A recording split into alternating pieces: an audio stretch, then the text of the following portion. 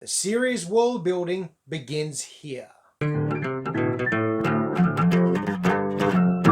Iron Man 2, directed by Jon Favreau, with a runtime of 2 hours and 5 minutes, and was released in May of 2010. Production budget of $200 million and a worldwide taking of $623 million plus, making this a highly profitable filler movie. Starring Robert Downey Jr., Don Cheadle, Sam Rockwell and Mickey Rourke, and also introducing Scarlett Johansson to the MCU. Okay, so when this one first came out, look, it made a lot of money, but wasn't terribly popular. Everyone just said it was a filler movie. It was literally set up for things to come. And, well, in many ways, they're right. However, we didn't really know how high Marvel was aiming at the time. So, in many respects, I'm really glad they took the time to, well, do that in this movie. And you might as well do it in an Iron Man sequel. Robert Downey Jr. and Don Cheadle had great chemistry, I thought, as, of course, Tony Stark and Rhodey Rhodes. I enjoyed their both friendship and animosity that they had during this movie. It was quite a good step up for these characters since the previous Iron Man.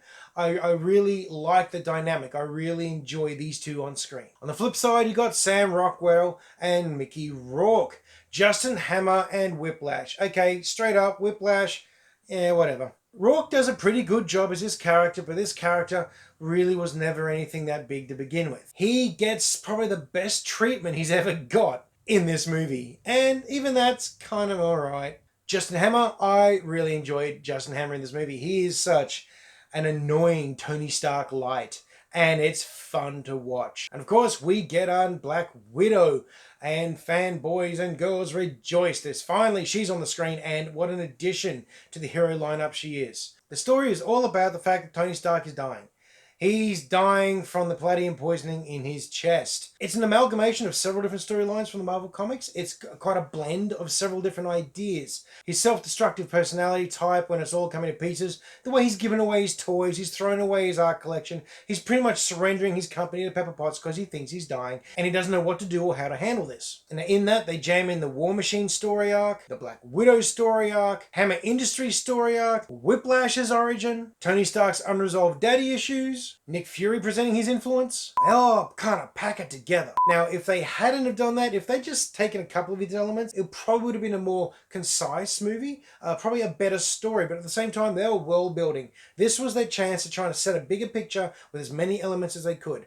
Did it work? Yeah, mostly. But if I was limited to two things to talk about in this movie, they are the introduction of the Black Widow, which was fantastic, and Justin Hammer. Black Widow in this movie is pretty much straight from the comic books, or at least a selection of the comic books. It's a toned down version. This is the more PG, generally family-friendly Disney audience style Black Widow, which is still very cool and a little dark and a little nasty and a little ninja-y.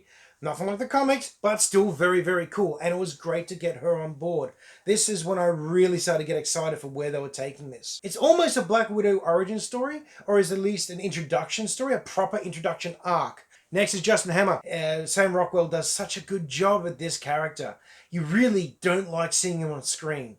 But at the same time, you love not liking him while he's on screen. He's the ultimate annoying billionaire wannabe. I love him. He's so irritating and so excellent at it. Rockwell does a brilliant job at this. The epitome of the Justin Hammer character when he does his little white guy jig at the expo.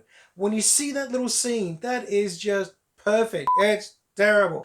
And it epitomizes him spectacularly. Honestly, didn't even need Whiplash. You could have got rid of Whiplash and just had Justin Hammer doing his thing, and it would have been a better movie. It would have been a lot more fun, I personally believe.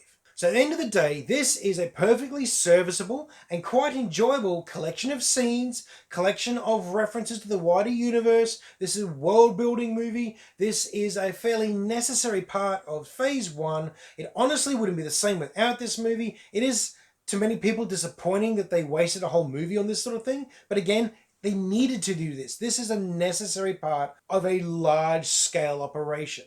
Did I enjoy myself? Yes, I did. I had a fair bit of fun with this movie. Do I go out of my way to watch it again? No, I don't. But every time I do, I quite enjoy it. It's much like the Hulk. So as for its score, I'll be giving this one an MCU 2.